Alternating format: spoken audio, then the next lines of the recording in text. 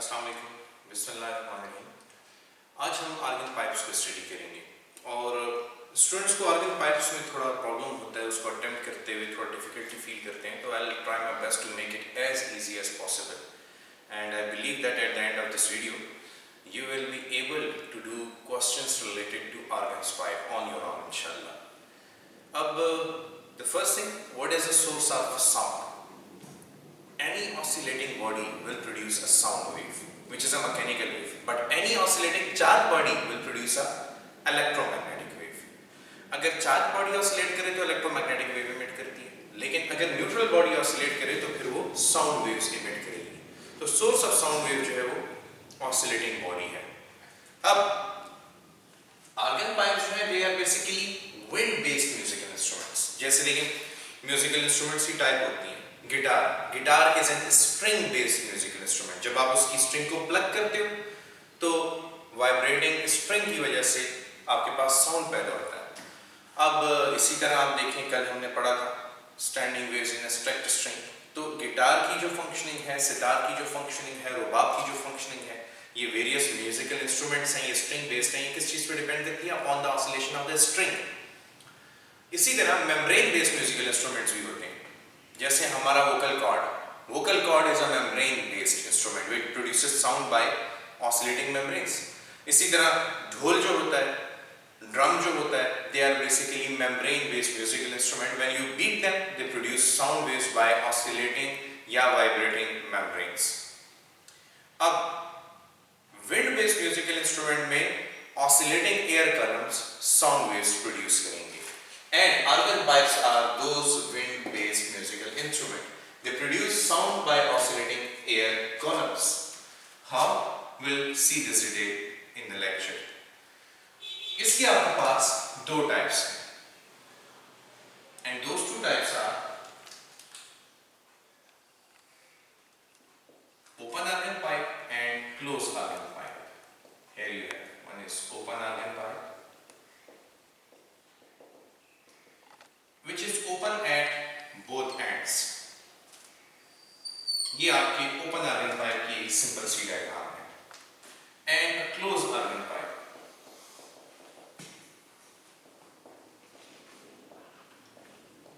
which is open at one end. देखिए, आप दोनों एंड बंद कर देंगे तो फिर तो आप एयर ब्लो ही नहीं कर सकते, तो साउंड प्रोड्यूस ही नहीं होगा. तो एक एंड ओपन हो, एक एंड क्लोज हो, तो ये क्लोज आर्गन पाइप है. दोनों एंड ओपन हो तो फिर ये आपके पास एक ओपन आर्गन पाइप है. अगर आप इसकी डिटेल सिमेट्री को देखते हैं तो यहाँ पे आपके पास पे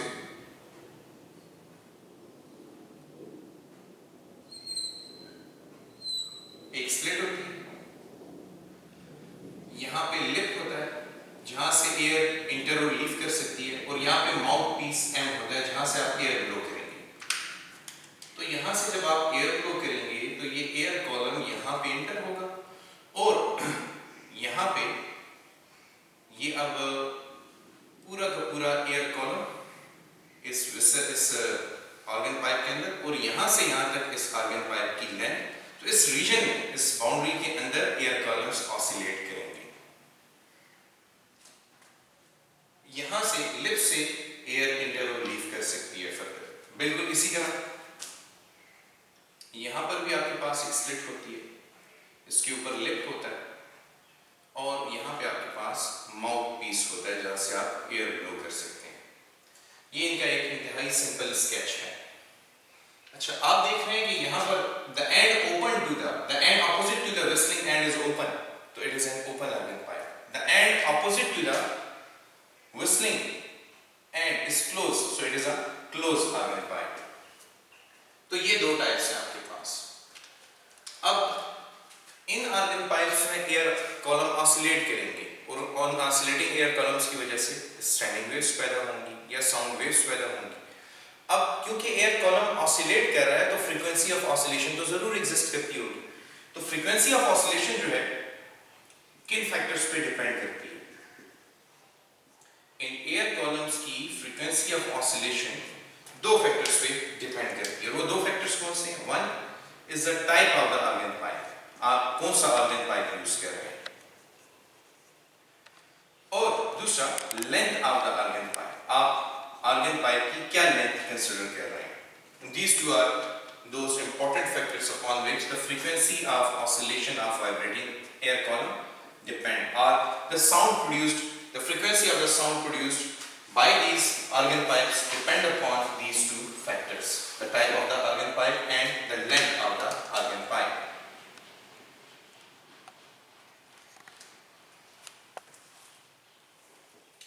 इनका कंपैरेटिव एनालिसिस भी कर लेते हैं, काफ़ी आसान, आप उसके साथ बहुत इजीली डील कर सकते हो। अगेन एक डायग्राम बेस्ड क्वेश्चन है, जैसे कि प्रीवियस लेक्चर में मैंने आप लोगों को सिखाया था कि 5 स्टेप्स लें। नंबर 1, आप लोगों ने डायग्राम ड्रॉ करनी है। नंबर 2, आप लोगों ने वहाँ पर मोड ऑफ ऑसिलेशन चेक करना है कि कितनी लूप्स हैं, तो उससे आपको लेंथ मिल जानी है या वेवलेंथ मिल जानी है। फिर स्पीड का फॉर्मूला लिख देना है, फिर फ्रीक्वेंसी कैलकुलेट कर लेनी है। तो यही स्टेप्स हम आज दोबारा फॉलो करेंगे। तो ओपन ऑर्गन पाइप,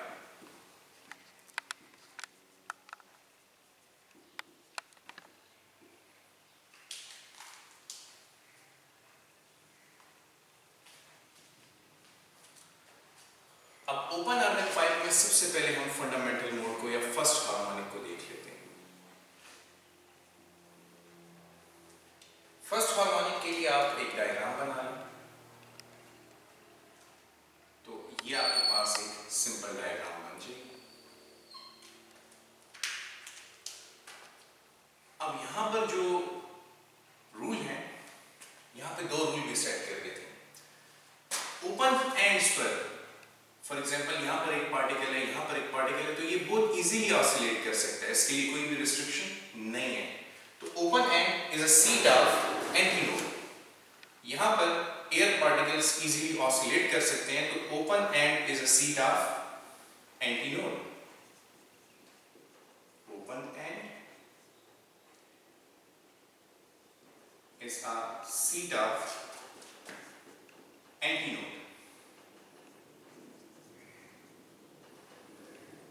और यहां पे जो क्लोज एंड बना, this close and, it is a seat of node. A node is formed at closed end, क्योंकि यहां पर मौजूद जो पार्टिकल है वो ऑसिलेट नहीं कर सकता। इसीलिए ये याद रखिएगा कि हमेशा ओपन एंड्स पर एंटीनोड बनेगी और क्लोज एंड पर नोड बनेगी। इसका मतलब कि ये दोनों ओपन एंड है, तो यहां पर भी एक एंटीनोड बनेगी और यहां पर भी एक एंटीनोड बनेगी, और 2 कंसेक्टिव एंटीनोड्स आ नहीं सकती, दरमियान में डेफिनेटली एक नोड मौजूद होगी। तो अगर हम इसका स्केच ड्रॉ करें, it will look like this.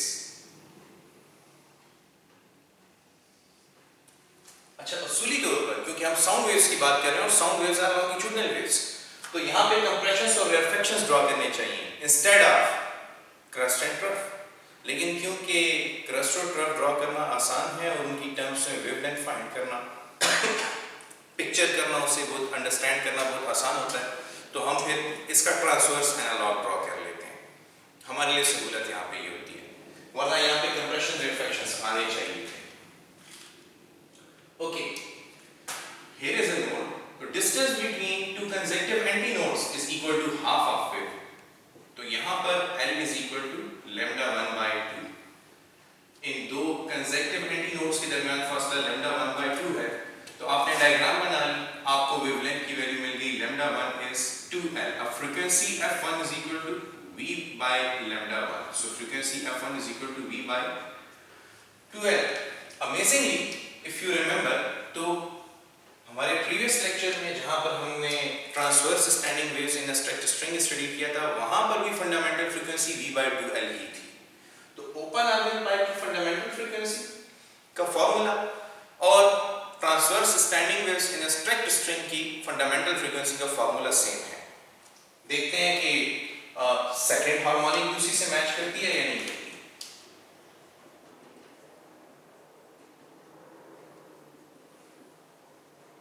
तो फॉर सेकंड हार्मोनिक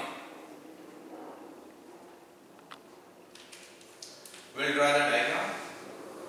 अब सेकंड हार्मोनिक के लिए आपके पास देखिए, ये बात याद रखिए, फर्स्ट हार्मोनिक में एक ही नोट थी, तो सेकंड हार्मोनिक में 2 नोट्स होंगे, या फिर जब नंबर ऑफ एंटीनोड नोट्स से ज्यादा हो तो ये एक ओपन ऑर्गन पाइप होता है। तो अगर एक ही नोड है तो फिर फर्स्ट हार्मोनिक, अगर दो नोड्स हैं तो फिर सेकंड हार्मोनिक। तो यहाँ पर तो हमेशा एंटी नोड्स ही बननी है, तो आप दरमियान में दो नोड्स लेके आ जाए, एक नोड यहाँ पे लें और एक नोड यहाँ पे लें, तो you will have figure looking like this।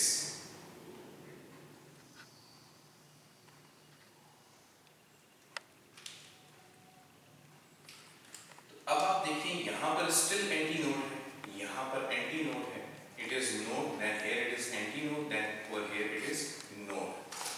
तो एक एंटी नोड से दूसरी एंटी नोड तक का फासला लैम्डा 2/2, फिर एक एंटी नोड से दूसरी एंटी नोड तक का फासला λ/2, this is equal to the length of the air column या आर्गन पाइप। तो आपके पास λ/2 प्लस λ/2 becomes λ2, तो आपके पास λ2 की वैल्यू है L के बराबर। अब अगर आप F2 फाइंड करें तो it is V/λ2, so F2 is equal to V/L, या फिर आप इसको 2V/2L भी लिख सकते हैं, जिसमें V/2L F1 के बराबर है, so you get F2 is equal to 2F1।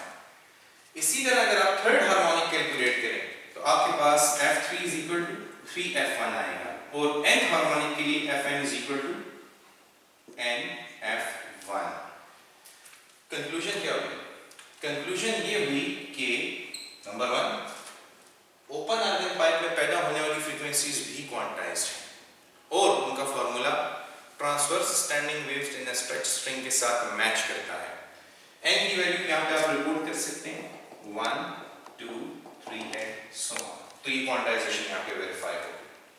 अच्छा, इसी तरह वहां पर जो फार्मूला था हमारे पास लैम्डा का, तो लैम्डा का formula λ1 is equal to 2L, λ2 is equal to 2L/2, तो वेवलेंथ भी क्वांटाइज्ड है, तो it is 2L/n, λn is equal to 2L/n। तो यहां से आप first, second, third, fourth wavelength find कर सकते हैं। जैसे फर्स्ट वेवलेंथ कितनी है 2L है, सेकंड वेवलेंथ कितनी है L के बराबर है, थर्ड वेवलेंथ कितनी होगी 2L/3, फोर्थ वेवलेंथ 2L/4। तो अगर आपको वेवलेंथ्स बता दी जाए और आपसे पूछे कौन सा आर्गन पाइप है, तो आप इन वेवलेंथ्स के थ्रू भी बता सकते हैं कि ये कौन सा आर्गन पाइप है। अब इसके और जो मेरा प्रीवियस लेक्चर है transverse standing waves in a stretch string, वहां पे मैंने आपको तमाम टाइप्स दी हुई है कि ऐसे टॉपिक्स पर कितने टाइप्स के क्वेश्चन आते हैं, तो वो टाइप्स आप एज इट इज यहाँ पे लगा सकते हैं। बस डिफरेंस ये होगा कि जब आपने ट्रांसवर्स स्टैंडिंग वेव्स वाला टॉपिक पढ़ा था तो वहां पर जो v की वैल्यू थी v is equal to square root t into L over m थी। यहाँ पे क्योंकि लॉन्गिट्यूडनल वेव्स है तो यहाँ पे v की value v0 plus 0.6 into d, वो टेम्परेचर डिपेंडेंट वैल्यू है, स्पीड ऑफ साउंड है। तो आपको यहाँ पे क्वेश्चन पे यूं दे सकता है फॉर एग्जांपल कि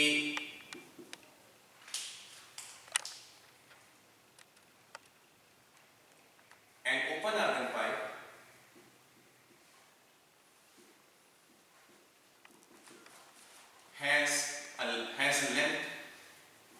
has length equal to 30 centimeter.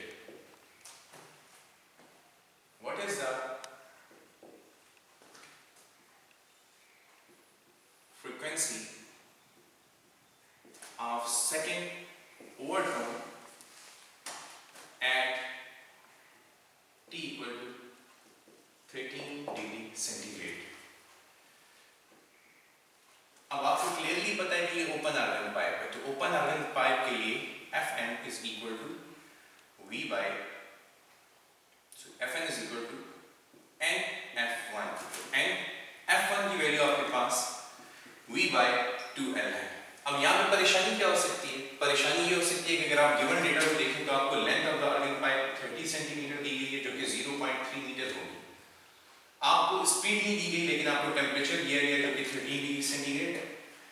अब n की वैल्यू उससे क्या सेकंड हार्मोनिक है, तो सेकंड हार्मोनिक के लिए n उससे क्या सेकंड ओवरटोन है, तो second overtone means third harmonic, तो उसके लिए n की वैल्यू 3 है। तो यहाँ पे आप n की वैल्यू 3 पुट कर दोगे तो F3 is equal to 3V/2L में आपको n तो पता है लेकिन v पता नहीं है। अब v क्या है? It is the speed of sound waves in air. तो अगर आपको ये पता हो कि v का formula v not plus 0.6t है, तो आप टेम्परेचर से स्पीड फाइंड कर सकते हो, which will turn out to be 340 degree centigrade.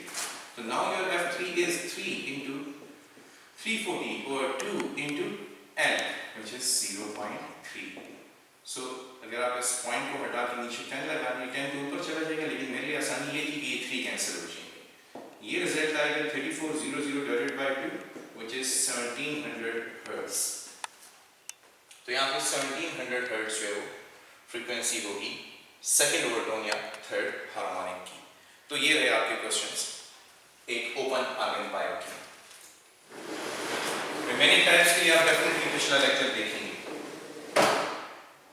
बिल्कुल इसी पैटर्न पे चलते हुए हम डिस्कस करते हैं क्लोज आर्गन पाइप।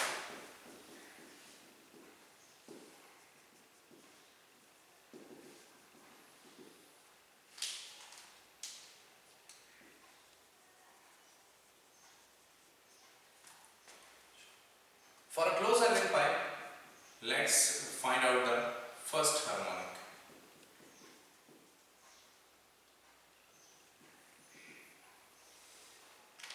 तो वही स्टेप है, आप डायग्राम बना लें, आपको ये टॉपिक बिल्कुल गपशप की तरह लगेगा। ये रही डायग्राम, और इस डायग्राम में अब हम लोएस्ट पॉसिबल फ्रीक्वेंसी या फर्स्ट हार्मोनिक को चेक करेंगे। An open end is a seed of antinode and a closed end is a seed of node. अगर मैं यहाँ पे फर्स्ट हार्मोनिक एस्टेब्लिश करूँ तो the diagram will look like this. अब यहाँ पर जो लेंथ ऑफ आर्गन पाइप है, it is equal to lambda by 4। The distance between a node and an antinode is lambda 1 by 4, so we get lambda 1 is equal to 4l, सो f1 is equal to v by lambda 1, so f1 is equal to v by 4l। ये आपके पास first harmonic है। This is your first harmonic. अब second harmonic check करते हैं कि वो क्या होगी। So let's find the second harmonic.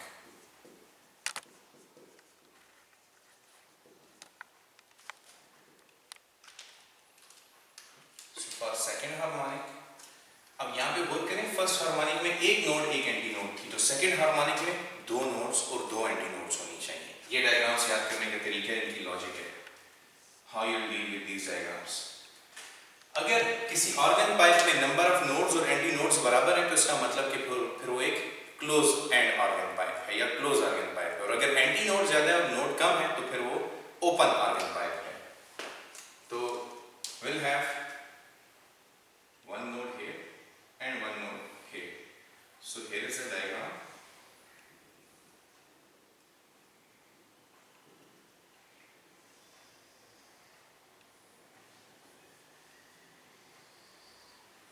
तो यहाँ पे नोड, यहाँ पे एंटी नोड, यहाँ पर दोबारा नोड और यहाँ पे anti node.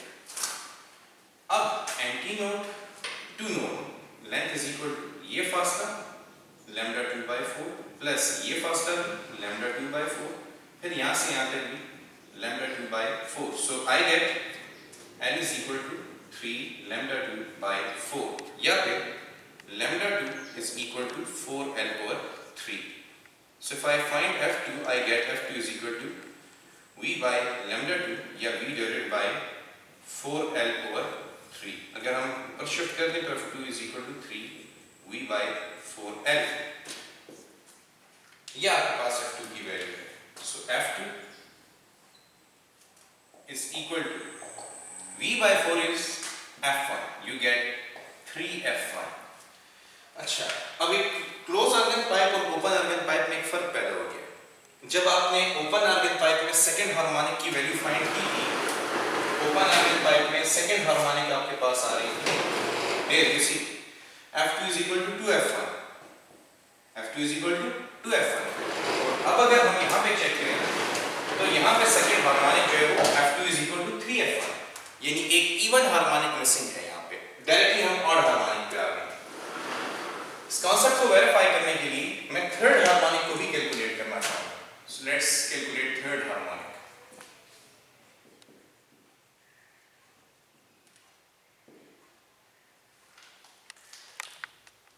Now for third harmonic we have the diagram. पर 3 नोड और 3 एंटी नोड होने चाहिए। तो starting from this node, here we'll have another node, here we'll have another node, and here we'll have a node. अब हमारे पास diagram की shape कुछ नहीं है।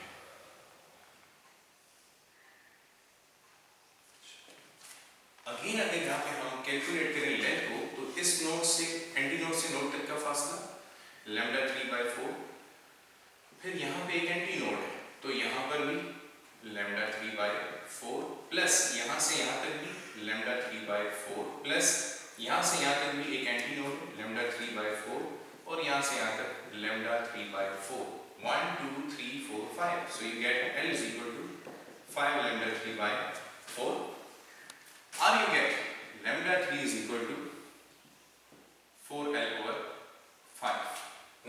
Now I calculate the value of F3, so F3 is equal to V by lambda 3. F3 is equal to V divided by 4L over 5. So F3 is equal to 5 V over 4L, and V over 4L is actually F1. So I put F3 is equal to 5 F1, which clearly shows that even harmonics are missing in closed organ pipe. Close organ pipe के लिए अगर आप general formula बनाएंगे तो Fn is equal to odd harmonics सारे आने चाहिए, तो उसके लिए हम 2n-1 into F1 लिखेंगे। ये आपके पास एक क्लोज ऑर्गन पाइप की फ्रीक्वेंसीज का फार्मूला, और क्लोज ऑर्गन पाइप की फ्रीक्वेंसीज क्वांटाइज तो हैं लेकिन ऑड इंटीग्रल में क्वांटाइज हैं। इसमें इवन हार्मोनिक्स सारे मिसिंग है, यानी कि 2F1 मिसिंग है, 4F1 मिसिंग है, 6F1 मिसिंग है, 8F1 मिसिंग है। इसमें सारे ऑड हार्मोनिक आएंगे 1 3 5 7 9, तो that's why Fn is equal to 2n-1 into F1। Check कर लेते हैं, n की वैल्यू अगर 1 हो तो ये F1 हो जाएगा, 2 into 1 is 2, 2 minus 1 is 1, 1 into F1 is F1। Second के लिए चेक करते हैं, n is 2, F2 is equal to 2 into 2 4, 4 minus 1 is 3, 3 into F1, ये आपकी सेकंड हार्मोनिक वेरीफाई होगी।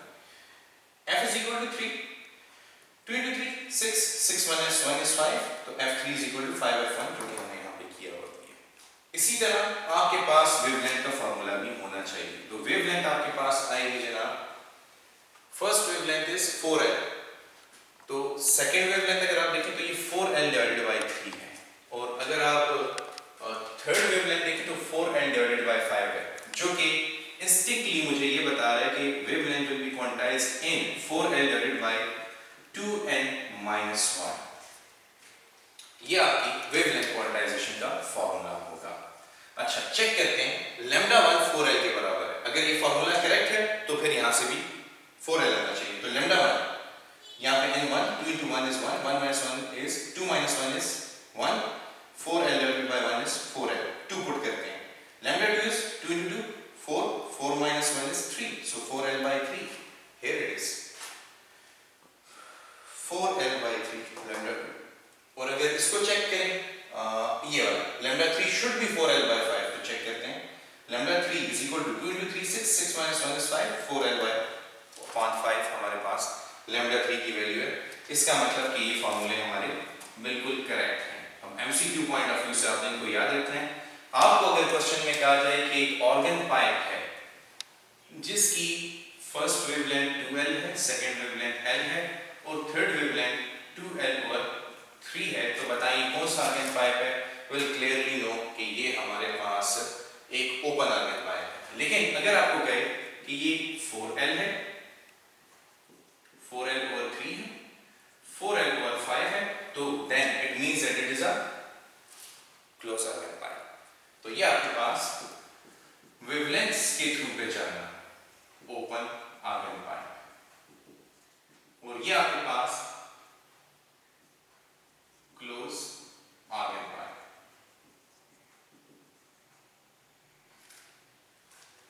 अब इनके रेशियो बेस्ड क्वेश्चंस भी हो सकते हैं, and how they will look like, let me show you.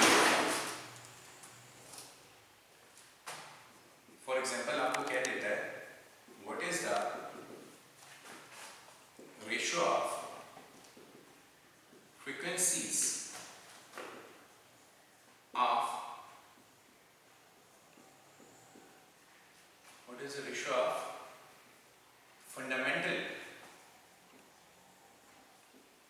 frequencies of open organ pipe and close organ pipe of same length.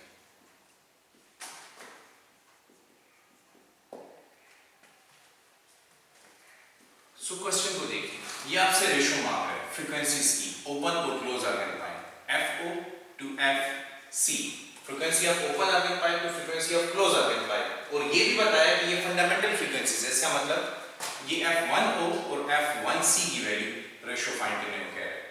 अब F1O, this one is equal to, if you remember, V by 2L and F1C is V by 4L। Question में clearly क्या कहा गया था कि इनकी length same है, तो if I cancel out the length, V cancels out with V, 2 नीचे आएगा, 4 ऊपर चला जाएगा, 4 over 2 is equal to 2:1। यहां से ये भी पता चल रहा है frequency of fundamental frequency of open organ pipe is 2 times the fundamental frequency of closed organ pipe. That's why we can say that the open organ pipes have frequencies 1 octave higher than the closed organ pipe. Open organ pipe बहुत rich frequencies रखता है, जिसमें odd भी आती हैं, even भी आती हैं, लेकिन closed organ pipe में सिर्फ odd frequencies हैं, इसीलिए open organ pipe is 1 octave higher than the closed organ pipe.